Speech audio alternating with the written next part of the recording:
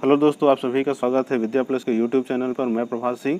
तो चलिए दोस्तों, आज हम बात करेंगे किस पर, ईवीएस के पेडागोजी क्वेश्चन पर, जो हम लोगों का एग्ज़ाम हुआ था किसको 8 दिसंबर को हुआ था 29 को। उसके लेंगे हम लोग सभी 15 क्वेश्चन जो हम लोगों का पेडागोजी से आता है।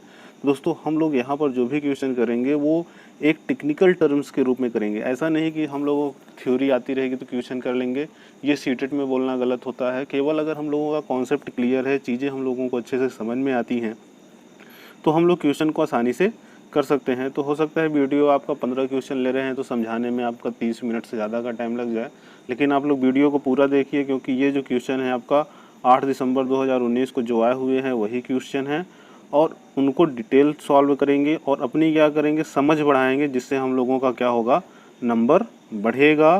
ठीक, जब हम लोगों का सीटेट एग्ज़ाम होगा, इस बार का सीटेट एग्ज़ाम हो सकता है दिसंबर में हो, क्योंकि साल में 2 बार होता है। एक जो होना था जुलाई में हमारा, वो पोस्टपोन हुआ है। तो अब जो सीबीएसई है वो ये सोच रही है कि जो हम लोगों का दिसंबर में सीटेट होता था उसी को करा दिया जाए जुलाई वाले को, और इस साल केवल क्या होगा, एक ही सीटेट एग्ज़ाम होगा।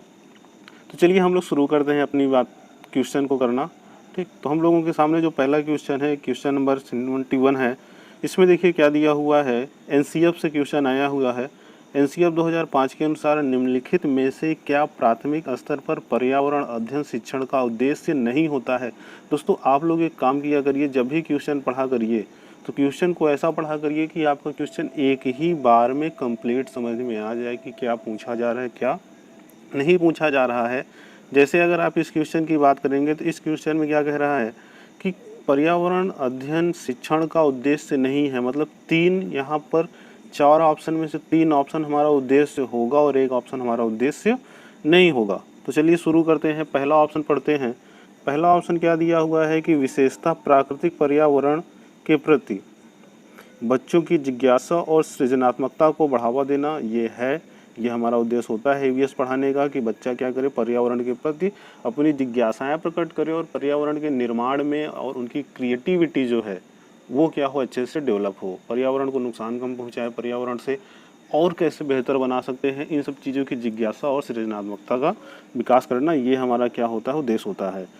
फिर दूसरा ऑप्शन क्या कह रहा है, अवलोकन, वर्गीकरण और निष्कर्ष निकालने आदि प्रक्रियाओं के माध्यम से बुनियादी संज्ञानात्मक और गत्यात्मक कौशल प्राप्त करने के लिए खोजबीन में जुड़ी और हाथों से करने वाले कार्यों में बच्चों को संलग्न करना। दोस्तों, ये भी हम लोगों का क्या है, यहाँ पर आप देखेंगे तो संज्ञानात्मक और गत्यात्मक कौशल प्राप्त करने के लिए खोजबीन शब्द का यूज किया गया। खोजबीन हमारा क्या होता है, पॉजिटिव वर्ड होता है कि बच्चा अपने से क्या करता है, चीज़ों को खोजता है, और उसके बाद कह रहे हैं हाथों से करने वाले कार्यों में बच्चों को संलग्न करना, मतलब बच्चा चीज़ों को खोजेगा, अपने हाथों से करेगा। तो आप सबको पता है जो हम करके सीखते हैं वो शिक्षा हमारी क्या होती है, बेहतर होती है, उससे हमारा माइंड जो होता है अच्छे से कैप, मतलब एक तरीके से कह सकते हैं कि कैच करता है, और हम बेहतर अपनी बातों को समझ और सीख पाते हैं।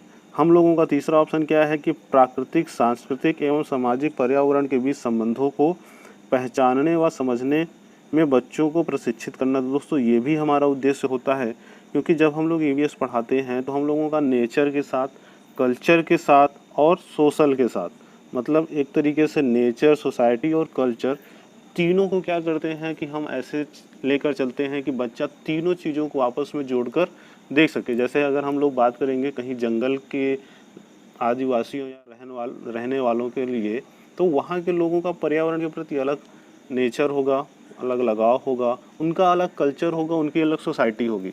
तो जो ईवीएस होता है ये तीनों चीज़ों को क्या करता है, बीच के संबंध को भी पहचानने में बच्चों को मदद करता है, और बच्चों को इसमें प्रशिक्षित करना ईवीएस पढ़ाने का उद्देश्य होता है। तो ऊपर के 3 जो हैं, ऑप्शन 1, 2 और 3 हमारे उद्देश्य हैं।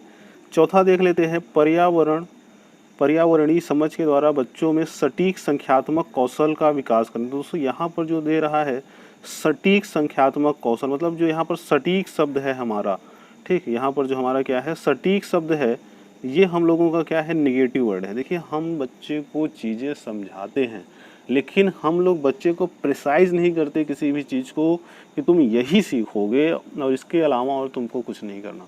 तो हम लोगों को यहाँ पर अगर ये कहता है कि केवल संख्यात्मक कौशल का विकास करते हैं तो वो हमारा उद्देश्य है, लेकिन सटीक संख्यात्मक कौशल का विकास करना हमारा उद्देश्य नहीं है। तो इस क्वेश्चन का जो हमारा सही जवाब होगा वो क्या हो जाएगा, कौन सा उद्देश्य नहीं है, तो क्वेश्चन नंबर 71 का ऑप्शन 4 हमारा क्या है, सही है। इसके बाद हम बढ़ते हैं नेक्स्ट क्वेश्चन पर। हमारा नेक्स्ट क्वेश्चन क्या कह रहा है, पर्यावरण अध्ययन कक्षाओं 1 से 5 के लिए एक विषय क्षेत्र है जो संकलित करता है। दोस्तों यहाँ पर ये जो क्वेश्चन हम लोगों ने अपने पिछले वीडियो में भी डिस्कस की थी और मैंने तभी आपको बताया था, रिपीटेड क्वेश्चन है, कई बार एग्जाम में आता है। कह रहा है कि जो हम लोग 3 से 5 तक के लिए ईवीएस पढ़ाते हैं उसमें कौन कौन से विषय शामिल किए जाते हैं। तो मैंने आपको शुरू में ही बताया था कि भैया जो हम लोगों का क्या होता है, ईवीएस होता है, उसमें हमारा साइंस होता है, सोशल स्टडीज़ होता है, और क्या होता है, ठीक, इन्वायरमेंटल एजुकेशन होता है, मतलब पर्यावरण शिक्षा होता है। इन तीनों चीज़ों के अवधारणाओं और मुद्दों को मिलाकर हमारा क्या बनता है, ईवीएस बनता है। तो यहीं पर इस चीज़ को हम लोगों ने पहले भी देखा था, तो आप देख रहे हैं ये क्वेश्चन 2019 में आया हुआ है। तो देखते हैं ऑप्शन, विज्ञान की अवधारणाएं और मुद्दे केवल लिख दिया हुआ, ये जवाब हमारा नहीं होने वाला। ठीक, उसके बाद है पर्यावरण शिक्षा, सामाजिक अध्ययन और विज्ञान की अवधारणा और मुद्दों को। तो यहाँ पर तीनों चीज़ें दिया है, हमारा ऑप्शन ये सही होगा। लेकिन और देख लेते हैं ऑप्शन, विज्ञान और सामाजिक विज्ञान, इसमें पर्यावरण शिक्षा छोड़ दिया, गलत। ठीक, यहाँ पर क्या कह रहे हैं, पर्यावरणीय शिक्षा और विज्ञान की अवधारणा, मतलब यहाँ पर हमारा क्या छोड़ दिया, सामाजिक अध्ययन छोड़ दिया, तो ये भी हमारा पॉइंट गलत। तो हमारा इसका कौन सा ऑप्शन सही होगा, ऑप्शन 2, जिसमें हम लोगों को जो ईवीएस होता है उसमें पर्यावरण शिक्षा भी आती है, सामाजिक अध्ययन भी आता है और विज्ञान की अवधारणा और मुद्दे भी आता है, मतलब तीनों टॉपिक्स हम लोगों का ईवीएस में होता है। तो इसके साथ नेक्स्ट क्वेश्चन हम लोग देखते हैं। हमारा नेक्स्ट क्वेश्चन क्या कह रहा है, निम्नलिखित में से क्या पर्यावरण अध्ययन के संदर्भ में सही है। मतलब यहाँ पर 3 ऑप्शन हमारे क्या होंगे, गलत होंगे, और एक ऑप्शन हमारा क्या होगा, सही होगा। तो हमें क्या बताना है, अपना सही वाला ऑप्शन छांटना है। ठीक, तो यहाँ पर देखेंगे तो हम लोगों का पहला क्या कह रहा है, पर्यावरण अध्ययन एक विषय है जो 1 से 5 तक की कक्षाओं में पढ़ाया जाता है। तो दोस्तों आप लोग एक बात ये जान लीजिए कि जो हम लोगों का ईवीएस पढ़ाया जाता है, ठीक, मतलब जो हम लोगों का क्या है, पर्यावरण है, वो कक्षा 3, 4 और 5 केवल इन्हीं कक्षाओं में पढ़ाया जाता है। फिर से कह दे रहा हूँ, जो हम लोगों का पर्यावरण अध्ययन है वो केवल कक्षा 3, 4 और 5 के बच्चों के लिए होता है। 1 और 2 के बच्चों का जो ईवीएस होता है, मतलब जो सामाजिक मुद्दों से जुड़ा हुआ ज्ञान होता है, उनको भाषा की कक्षा और गणित की कक्षाओं में जोड़कर पढ़ा दिया जाता है। उनको अलग से कक्षा 1 और 2 में ईवीएस नहीं होता है। तो यहाँ पर क्या कह रहा है, पहला ऑप्शन ये कह रहा है कि जो पर्यावरण अध्ययन एक विषय है जो 1 से 5 तक की कक्षाओं में पढ़ाया जाता है, तो ये हमारा दोस्तों क्या हो गया, गलत। उसके बाद कह रहा है कि 1 से 2 की कक्षाओं के लिए भाषा और गणित के माध्यम से पर्यावरण अध्ययन पढ़ाया जाता है, ये हमारा सही होगा ऑप्शन। क्योंकि अभी हम लोगों ने कहा कि 1, 2 में हमारी जो भी ईवीएस है वो भाषा और गणित के माध्यम से पढ़ाई जाती है। ये सब चीज़ें आप एनसीएफ में जब जाओगे तब आपको मिल जाएगा, या आप अगर एनसीईआरटी की बुक पढ़ेंगे तो एनसीईआरटी की बुक में जब आप आभार पढ़ते हैं उसके बाद हम लोगों का होता है छात्रों के लिए और अभिभावक के लिए, शिक्षक के लिए, तो वहाँ पर इस बारे में विशेष तौर पर जोर दिया गया है। वहाँ पर 2-3 चीज़ों पर ही जोर दिया गया है कि जो हम लोग ईवीएस पढ़ाते हैं बच्चा उसको अपने बाहरी दुनिया से जोड़े। ठीक, तो इसका जो जवाब होगा क्या हो जाएगा, हमारा 2। आगे का पढ़ लेते हैं, 2, 3, 4, 5, सॉरी 2, 3, 4, 5 नहीं है, कि कक्षाओं के लिए पर्यावरण अध्ययन से जुड़े मुद्दों को भाषा और गणित के माध्यम से पढ़ाया जाता है, गलत है। 1 से 2 तक की कक्षाओं के लिए पर्यावरण अध्ययन से जुड़े मुद्दे विज्ञान और सामाजिक विज्ञान के द्वारा पढ़ाया जाता है। बच्चा विज्ञान और सामाजिक विज्ञान की बात तो हम लोग कक्षा 6 से शुरू करते हैं, कक्षा 5 तक तो विज्ञान, सामाजिक विज्ञान और पर्यावरण शिक्षा तीनों को किसमें जोड़ दिया, ईवीएस में। हम लोगों ने इससे पहले क्वेश्चन लगाया। तो इसका जो सही जवाब होगा दोस्तों हमारा क्या हो जाएगा, ऑप्शन 2। तो नेक्स्ट हम लोग देखते हैं। ठीक, नेक्स्ट क्या है, बच्चों को पर्यावरण अध्ययन को सीखने के लिए खोजने के द्वारा पर्याप्त समय दिया जाता है, यह इंगित करता है। देखिए जब हम लोग पर्यावरण अध्ययन पढ़ाना चाहते हैं तो हमारी कोशिश ये होनी चाहिए कि बच्चे को पर्याप्त समय दिया जाए कि वह चीज़ों को खोजे, खुद सीख ले, तो ज़्यादा अच्छे से वो पर्यावरण को पढ़ पाएगा। तो यहाँ पर यह इंगित करता है, यह चीज़ किस बात की ओर इशारा करता है पहला दिया हुआ है कि पर्यावरण अध्ययन याद करके सीखा जाता है। अच्छा, ये तो सबसे गलत ऑप्शन होगा। निगेटिव वर्ड होता है हमारा याद करना, स्मरण करना, मेमोराइज करना। ठीक, हम लोग याद किसी भी चीज़ को नहीं कराते हैं, हम लोग बच्चे को सिखाते हैं, समझाते हैं, उनके अंदर हम लोग क्रिटिकल थिंकिंग पैदा करते हैं, सूझ पैदा करते हैं। उनके अंदर हम लोग रटने वाली आदत कि याद कर लो, रट लो, स्मरण कर लो, मेमोरी में फिट कर लो, ये सब चीज़ें नहीं चलती हैं, क्योंकि बच्चा हमारा क्या होता है, भगवान होता है। उसके बाद है पर्यावरण अध्ययन सूचनाओं के द्वारा सिखाया जाता है। देखिए, हम लोग बच्चों को इन्फॉर्मेशन नहीं देते, नॉलेज देते हैं। आपको ये बात समझनी पड़ेगी, हम लोग बच्चों को इन्फॉर्मेशन नहीं देते, नॉलेज देते हैं, ज्ञान देते हैं। तो सूचना भी हमारा क्या होता है, निगेटिव। तो ऑप्शन हमारा एक गलत तो था ही, दूसरा भी क्या है, गलत। तीसरा कह रहा है पर्यावरण अध्ययन बाल केंद्रित है। देखिए, बाल केंद्रित कहने का मतलब ये हुआ कि जो शिक्षा व्यवस्था है वो पूरा बच्चों पर निर्भर करती है। बच्चा उस व्यवस्था में कैसे रहे, बच्चों पर सब चीज़ें निर्भर करेंगी। बच्चा खुद सीखेगा, खुद पढ़ेगा। अध्यापक का काम केवल क्या होगा, एक मार्गदर्शक का ही होगा। तो यहाँ पर क्वेश्चन क्या है कि हम लोग पर्याप्त समय दे रहे हैं, तो जाहिर सी बात है कि बच्चों को रोका टोका नहीं जा रहा है, बच्चों पर दबाव नहीं बनाया जा रहा है। मतलब जो पर्यावरण अध्ययन है वो हमारा कैसा होना चाहिए, बाल केंद्रित होना चाहिए। इसका जवाब क्या हो जाएगा हमारा, ऑप्शन सी। ऑप्शन डी देख लीजिए क्या दिया हुआ है, मतलब चौथा ऑप्शन हमारा क्या है, पर्यावरण अध्ययन शिक्षक केंद्रित है। शिक्षक केंद्रीय व्यवस्था वे होती है जिसमें शिक्षक हमारा क्या होता है, मेन होता है।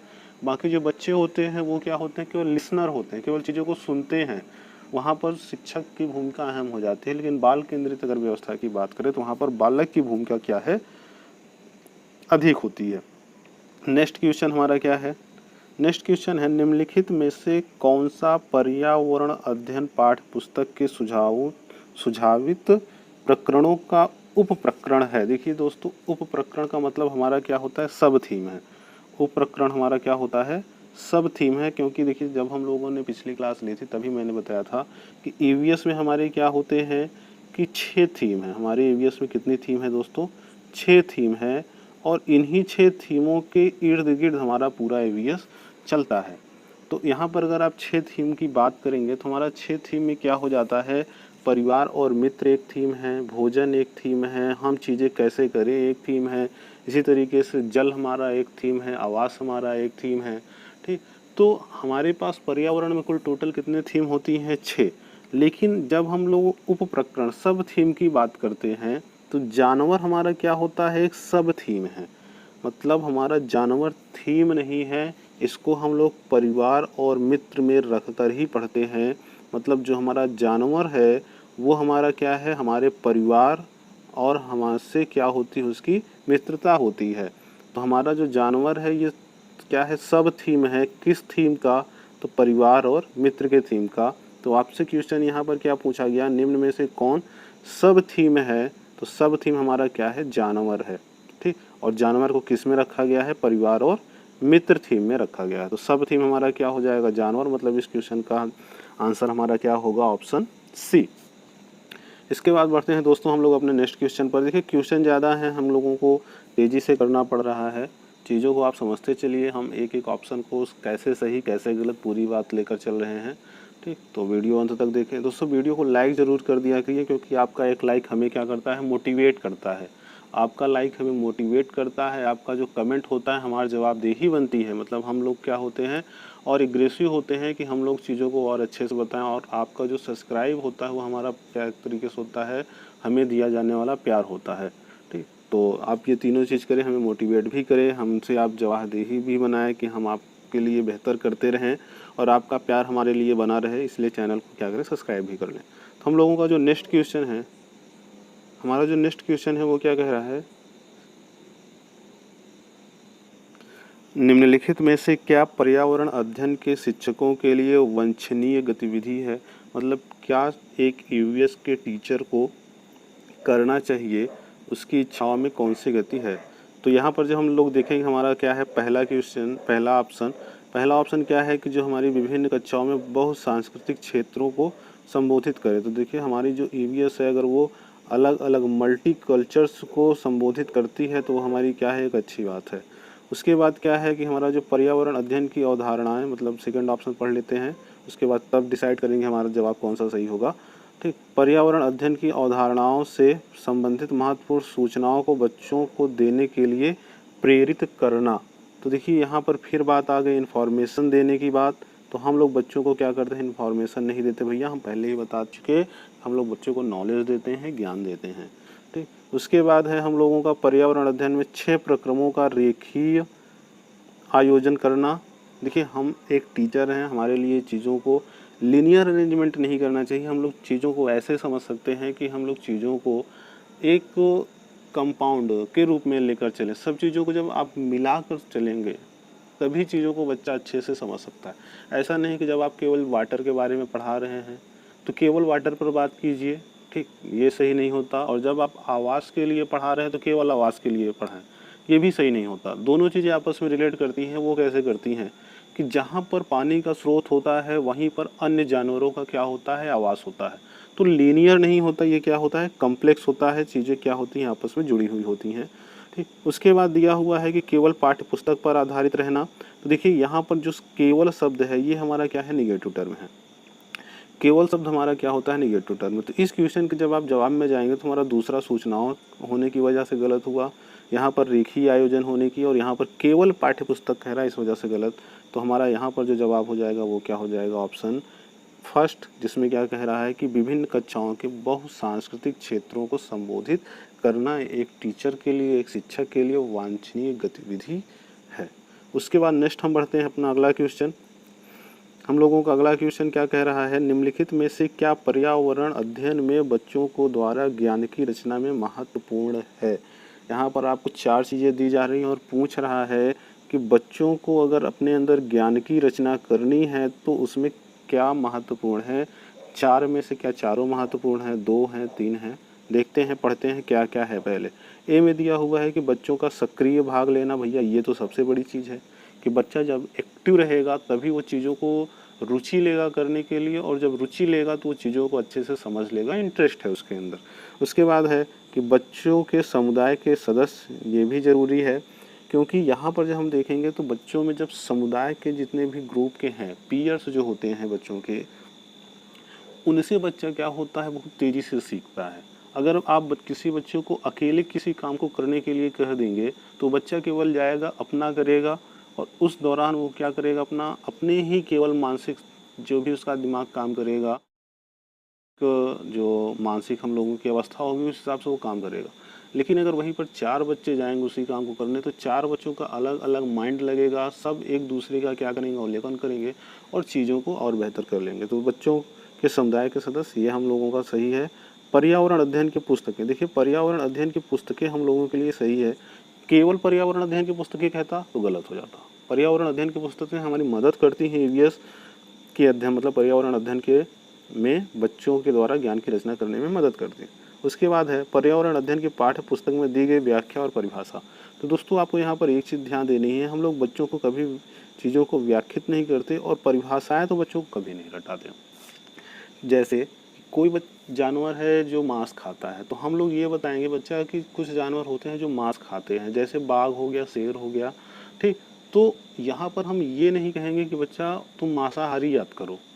हम लोग बच्चों को लॉजिक देंगे, वो चीज़ों को समझे, शब्द की परिभाषाएं उनको याद कराया नहीं जाता। और उनके सामने, क्योंकि बच्चे छोटे होते हैं, आपकी कक्षा 5 तक का लेवल समझते ही हैं बच्चों का, बच्चे की जो एज होती है वो कितनी हो जाती है, लगभग 11 साल या 10 साल के अंदर।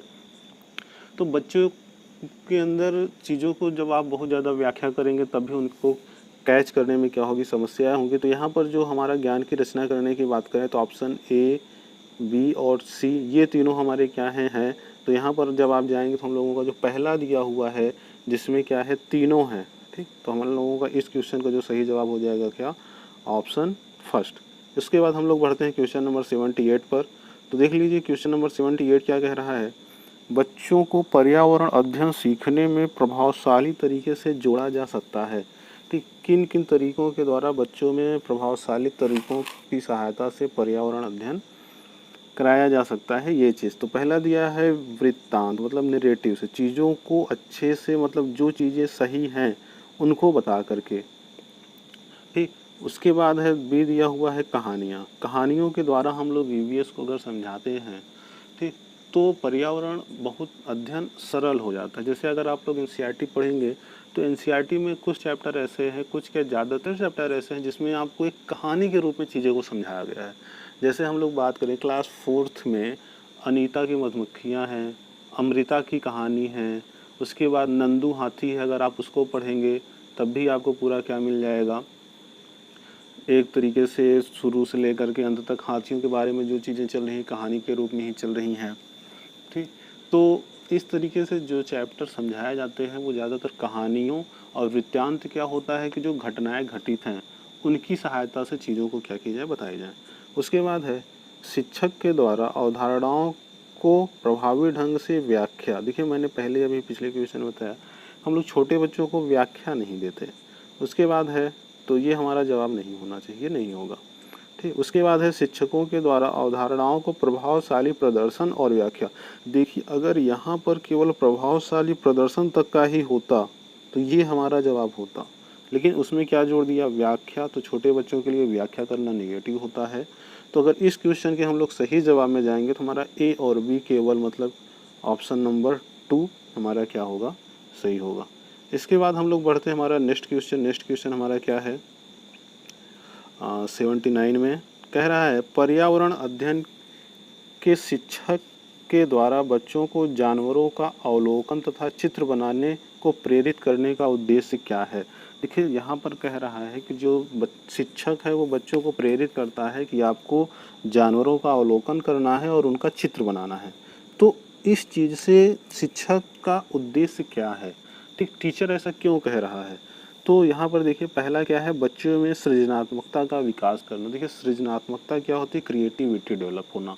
तो बच्चा जब किसी चीज़ को देखेगा उसके अंदर गहनता लाएगा तो वो चीज़ों को क्या करेगा, थिंक करेगा, और जब उसका चित्र बनाना शुरू करेगा तो उसके माइंड में क्या होगी, क्रिएटिविटी आना शुरू होगी। वो चीज़ों को रचनात्मक रूप से देखना शुरू करेगा। उसके बाद है बच्चों में अवलोकन और रचना कौशल का विकास करना। जाहिर सी बात है भैया, जब अवलोकन का अर्थ क्या होता है कि बच्चा जब दूसरे जानवर को देख रहा है तो उसका ऑब्जर्वेशन कर रहा है, उसको अच्छे से देखेगा समझेगा, तो वही क्या होता है, अवलोकन करना। और रचना कौशल का विकास करना, जाहिर सी बात है जब उसका चित्र बनाएगा, अपने अंदर बनाएगा, अपने माइंड में बनाएगा कि हाँ अगर हम लोगों को शेर बनाना है तो शेर का शरीर कैसा होता है, तो वो बच्चा क्या करेगा, अवलोकित करेगा।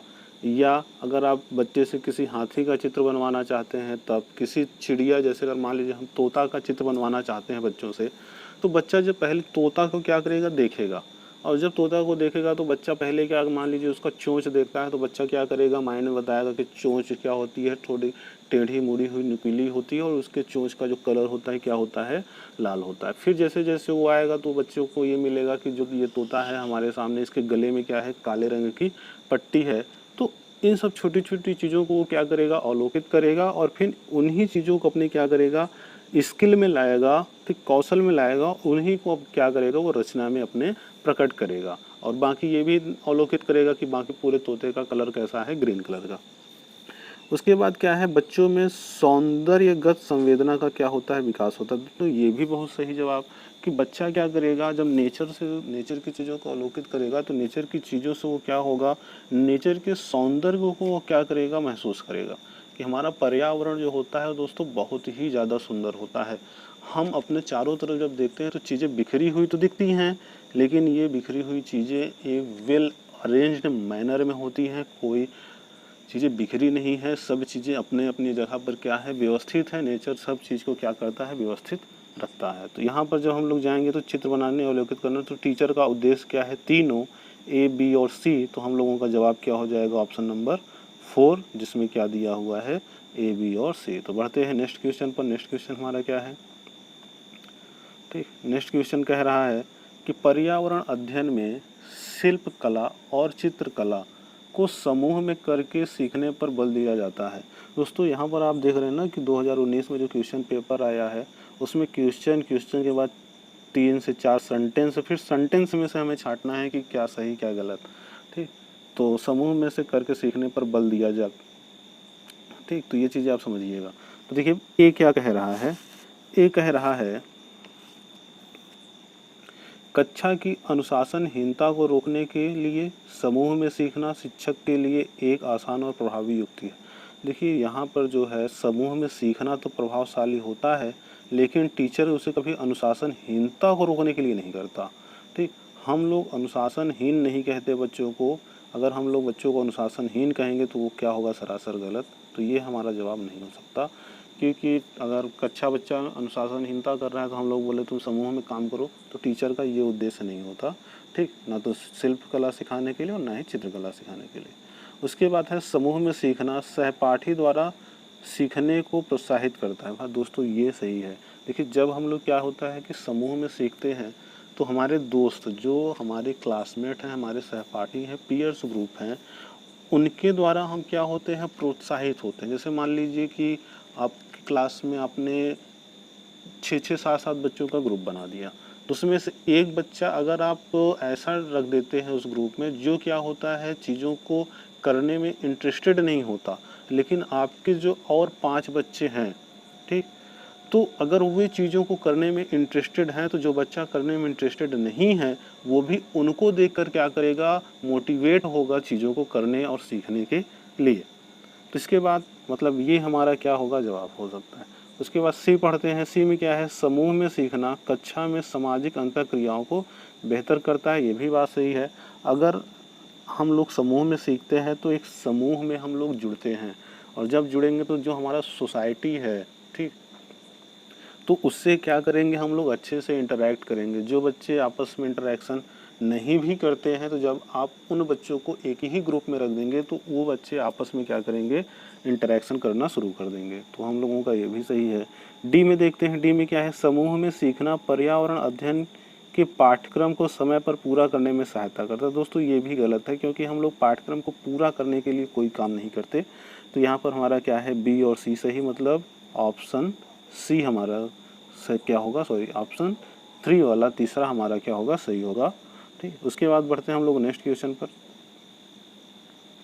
हमारा नेक्स्ट क्वेश्चन क्या कह रहा है कि निम्नलिखित में से क्या पर्यावरण अध्ययन को सीखने का सबसे प्रभावशाली संसाधन है। ठीक, कौन सा संसाधन सबसे ज़्यादा प्रभावशाली है पर्यावरण अध्ययन को सीखने के लिए। तो ए दिया हुआ है परिवार के सदस्य। तो दोस्तों हम लोग कभी भी जब अपने पर्यावरण से जुड़ना शुरू करते हैं तो परिवार से ही जुड़ते हैं। पहले बच्चा क्या होगा, अपने परिवार से जुड़ेगा, उसके बाद समाज में जाएगा, समुदाय के सदस्यों से जुड़ेगा। तो सबसे ज़्यादा जब हम लोग प्रभावशाली तरीकों में बात करते हैं तो हमारा परिवार होता है, समुदाय होता है, और सी दिया हुआ है समाचार पत्र। दोस्तों तो हम समाचार पत्र की सहायता से भी अपने पर्यावरण अध्ययन को सीखते हैं। और फिर क्या दिया हुआ है, डी कक्षा। तो कक्षा से भी हम लोग सीखते हैं, लेकिन अब जब आप यहाँ ऑप्शन पर आ रहे हैं तो ए बी सी डी ऐसा करके कोई ऑप्शन नहीं दिया। ठीक, कक्षा में भी पर्यावरण अध्ययन सीखा जाता है, लेकिन कक्षा में पर्यावरण अध्ययन का ज्ञान उतना अच्छे से नहीं होता जितना कि हम लोग बाहर से प्राप्त करते हैं। तो अगर चारों एक देता तब तो सही होता। अगर चारों नहीं दिया है तो आप लोग देख रहे हैं कि जो हम लोगों का क्या है, ऑप्शन में तीसरा, जिसमें क्या दिया है ए बी और सी तीनों, तो ये वाला हमारा क्या हो जाएगा, सही। ठीक, नेक्स्ट हम लोग बढ़ते हैं। नेक्स्ट हम लोगों का क्वेश्चन क्या है, 82, निम्नलिखित सीखने के कौन से सिद्धांत का पर्यावरण में अनुसरण होता है। मतलब ईवीएस सीखने में निम्नलिखित में से जो कौन से तरीका हम लोग अपनाते हैं। वैश्विक से स्थानीय, वैश्विक कहने का मतलब विश्व स्तर से छोटे स्तर तक। तो बच्चा ये तो गलत हो गया कि अगर आप एक छोटे बच्चे को सिखाना चाहेंगे तो हम लोग स्थानीय से कहाँ पर जाएंगे, विश्व स्तर पर जाएंगे, ना कि विश्व स्तर से कहाँ आएंगे, स्थानिक पर आएंगे। तो ये हमारा क्या हो जाएगा, गलत। ठीक, ग्लोबल टू लोकल नहीं, लोकल टू ग्लोबल होता तो हमारा जवाब हो सकता था। फिर है अमूर्त से मूर्त।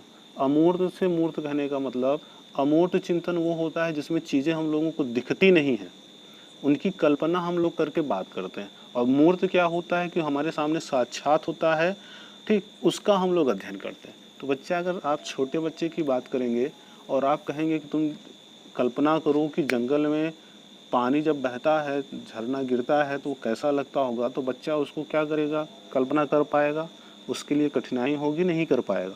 लेकिन अब आप उसी बच्चे को अगर ले जाए हम झरने के सामने खड़ा कर दें, तब आप उससे यही सवाल पूछेंगे तो वह आपको जवाब दे लेगा। मतलब अगर मूर्त से अमूर्त हम लोग क्या करते हैं, अनुसरण करते हैं, तो हमारा ये भी हमारा क्या हुआ, गलत। फिर अज्ञात से ज्ञात, जो चीज़ें हमें पता ही नहीं है उसके थ्रू हम लोग ज्ञात पर जाएंगे, पर्यावरण में ये नहीं होता। पर्यावरण में हम लोग जो तरीका अपनाते हैं वो क्या होता है, ज्ञात से अज्ञात का क्या करते हैं, अनुसरण करते हैं। मतलब जो चीज़ें हमें पता हैं उनकी सहायता से जो चीज़ें नहीं पता हैं उनको पता करने का प्रयास किया जाता है। ठीक, ज्ञात चीज़ों से हम लोग धीरे धीरे करते हुए अज्ञात चीज़ों के बारे में जानकारी प्राप्त करते हैं। इसके बाद बढ़ते हैं नेक्स्ट क्वेश्चन पर। निम्नलिखित में से कौन सा पर्यावरण अध्ययन में सीखने का रचनात्मक आकलन का साधन नहीं है। सीखने का रचनात्मक साधन का आकलन नहीं है, मतलब अब आप समझिए रचनात्मक आकलन का यहाँ पर 3 साधन दिया गया है और एक नहीं होगा, और जो नहीं होगा वही हमारा क्या होगा, जवाब होगा। ठीक, तो देखिए फॉर्मेटिव असेसमेंट क्या होता है, पहले इस पर थोड़ी बात कर लेते हैं। जो फॉर्मेटिव असेसमेंट होता है वो साल भर चलता है।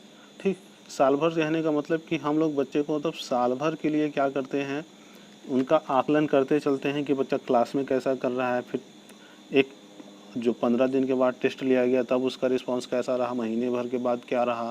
ठीक, जो हम लोगों का त्रिमाही होता है 3 महीने पर एग्ज़ाम, उस पर क्या रिजल्ट मिला, मतलब बच्चे का साल भर का रिकॉर्ड क्या होता है देखा जाता है जब हम लोग किसकी बात करते हैं, फॉर्मेटिव असेसमेंट मतलब रचनात्मक आकलन की बात करते हैं। तो कौन साधन नहीं है उसमें जब जाएंगे, जो पोर्टफोलियो होता है साल भर के लिए तैयार किया जाता है, तो ये साधन है। क्रम निर्धारण मापनी, ये भी हमारा क्या होता है, जो रेटिंग स्केल होता है ये भी हमारा क्या चलता है, साल भर चलता है कि बच्चे की पहले रेटिंग कितनी थी, उसके बाद 10 दिन बाद देखा जाएगा या महीने भर बाद देखा जाएगा उसकी रेटिंग घटी कि बढ़ी। ठीक, तो ये भी हमारा क्या होता है, फॉर्मेटिव में आता है। वर्ण अभिलेखन, ये भी हम लोगों का रचनात्मक में आता है। वार्षिक उपलब्धि परीक्षण, मतलब साल भर में उसने कितना अचीव किया उसके लिए केवल एक टेस्ट लिया गया। ठीक, तो ये हमारे किस में हो जाता है, रचनात्मक आकलन मतलब फॉर्मेटिव असेसमेंट का ना होकर ये सम्मेटिव का होता है। तो वही पूछा गया कौन नहीं है, तो हमारा जवाब क्या हो जाएगा, ऑप्शन नंबर 4 हमारा नहीं है। तो इस क्वेश्चन का जो सही जवाब होगा वो क्या होगा, ऑप्शन 4 हमारा ठीक नहीं है। बाकी 3 हमारे क्या हैं, रचनात्मक आकलन के साधन है। उसके बाद हम लोग बढ़ते हैं नेक्स्ट क्वेश्चन, हम लोगों का क्या है 85। निम्नलिखित में से कौन सा पर्यावरण अध्ययन में बच्चों के आकलन में दूर करना चाहिए। ठीक, जब हम लोग पर्यावरण अध्ययन में बच्चों का आकलन करते हैं तो किस बात को हमें दूर करना चाहिए या किस बात पर हमें ध्यान नहीं देना चाहिए आकलन करने के दौरान। पहला दिया हुआ है बच्चों के उत्तर को सही या गलत में आंकना।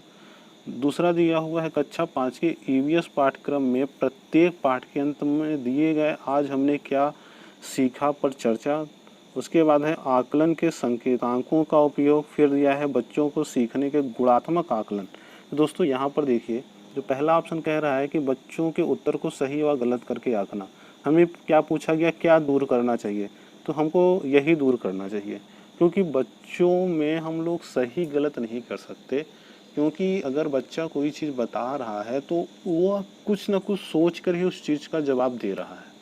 तो जो हम लोगों में ये होता है कि हमने प्रश्न किया, प्रश्न का बच्चे ने जवाब सही दिया कि गलत दिया, तो उस चीज़ को जज करना ही हमें क्या करना होगा, दूर करना होगा। क्योंकि बच्चा अपनी तरफ से कभी गलती करने का प्रयास नहीं करता।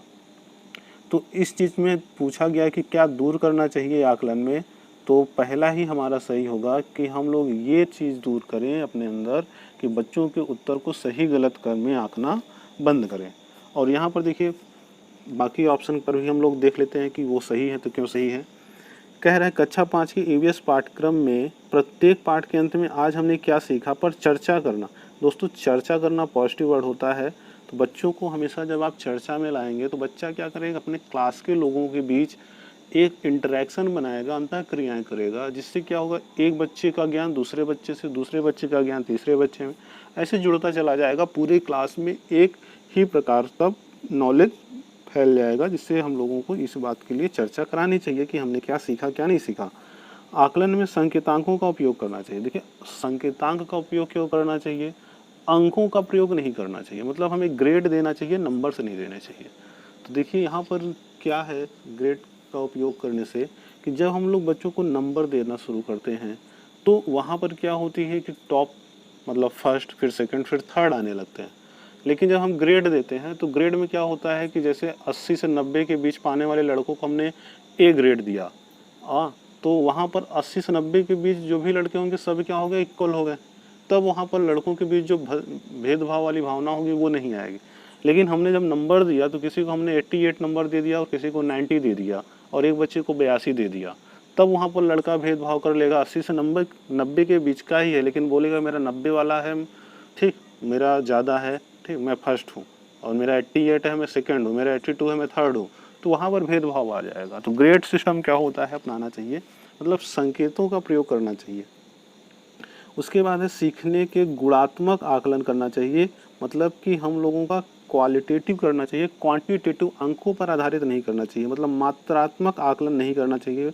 हमें क्या करना चाहिए, गुणात्मक आकलन करना चाहिए। तो जो 88 में हमें 84 में जो हमें दूर करना है वो क्या करना है, दूर बच्चों के उत्तरों को सही या गलत में आंकना। उसके बाद हम लोगों का क्या है, लास्ट क्वेश्चन ईवीएस का।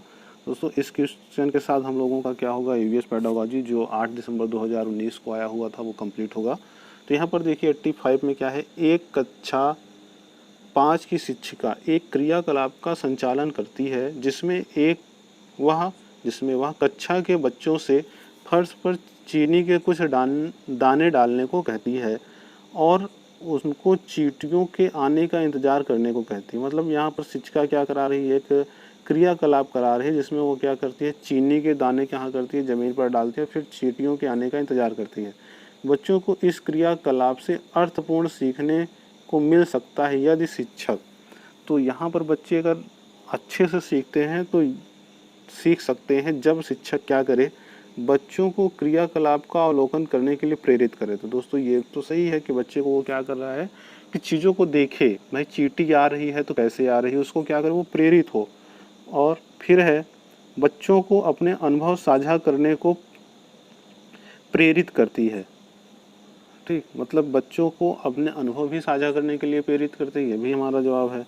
फिर है तीसरा दिया है वो है बच्चों को क्रियाकलाप का अवकलन, अनुभव साझा, उस पर चर्चा करने को प्रेरित करते। तो यहाँ पर हमारा क्या है, 3 चीज़ें आ गई जो ऑप्शन ए बी में आया हुआ है, वो हमारी कहाँ आ गई, तीनों इकट्ठी आ गई, एक साथ आ गई, ठीक।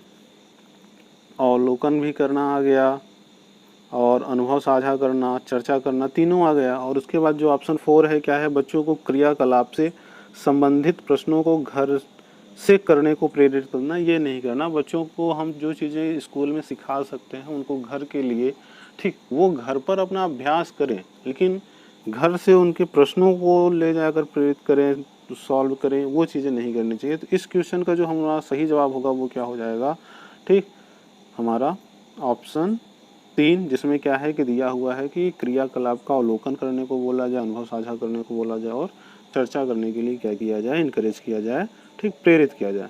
दोस्तों इसी के साथ हम लोगों का ये पार्ट कंप्लीट हुआ। नेक्स्ट वीडियो हम लोग बात करेंगे जो हम लोगों का 2019 में 7 जुलाई को सीटेट हुआ था उसके ईवीएस पेडागोजी के क्वेश्चन पर। तो इसी के साथ आप सभी से पुनः आग्रह है कि हम लोग को आप अपनी तरफ से प्यार दें, चैनल को सब्सक्राइब करें, ठीक, लाइक करें और कमेंट करके चीज़ों जो आपको नहीं समझ में आती आप हमसे हमें पूछ सकते हैं, ठीक। तो धन्यवाद। इसी के साथ